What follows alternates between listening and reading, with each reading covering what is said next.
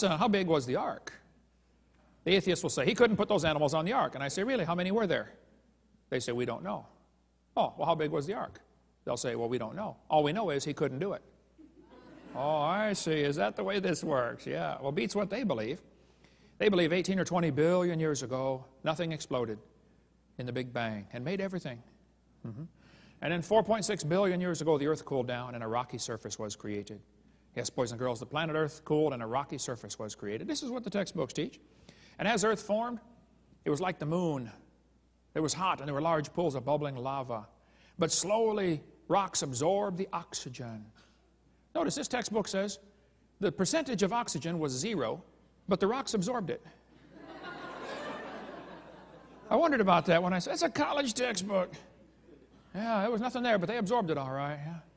So the rocks absorbed the oxygen, and then it began to rain on the rocks. Oh, man, oceans formed as it rained for millions of years. Millions of years of torrential rains created great oceans. And swirling in the waters of the oceans is a bubbling broth of complex chemicals.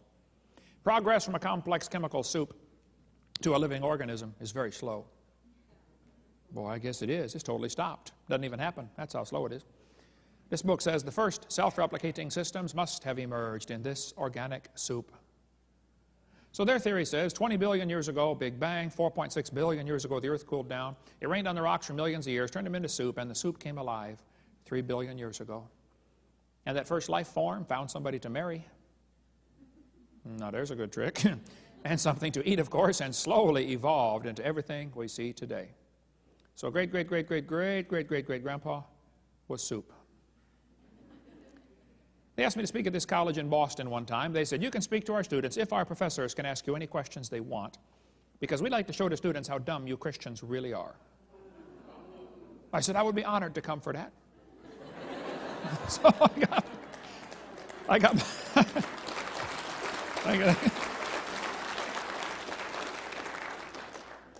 got there, and there were 6 professors and all their students in the room. I felt like Daniel in the lion's den, you know. I said, folks, I got my charts out here, and I said, I believe the Bible. The Bible says God made everything 6,000 years ago. 4,400 years ago, there was a big flood, destroyed the world. Noah saved 2 of each kind, not every species, just the basic kinds on the ark. Now, since then, there's been a whole lot of varieties produced. Big dogs, little dogs, curly hair, straight hair, no question. But just basic kinds on the ark. And then I told them what they believe, because most of them don't know what they believe. You got to tell them. You guys believe 20 billion years ago, Big Bang, 4.6 billion years ago, the earth cooled down, it rained on the rocks for millions of years, turned them into soup, and the soup came alive 3 billion years ago. One professor was getting kind of upset about that time. He said, Hovind, do you realize there are hundreds of varieties of dogs in the world? I said, yes, sir, there's a bunch. He said, do you mean to tell me that all those dogs came from only 2 dogs on Noah's Ark? You expect me to believe that? I said, sir, would you look at what you're teaching your students? You're teaching your students that all the dogs in the world came from a rock. He didn't have any more questions after that. I was in a debate one time, and afterwards this lady came up to me and she said, she was obviously upset. She said, tonight, you said that we believe we come from a rock. We do not believe that. I said, ma'am, just calm down. You're about to blow a gasket, I said, ma'am, do you believe in evolution? She said, yes, I do. I'm a professor here at the university. I said, okay, then tell me, where did we come from? She said, we came from a macromolecule. I said, and where did that come from? She said, from the oceans, from the prebiotic soup. I said, where did that come from? She said, well, it rained on the rocks for millions of years. It was so cool. You could see it was slowly dawning on her. I do believe I come from a rock, don't I? Yes, ma'am, you certainly do. Yeah.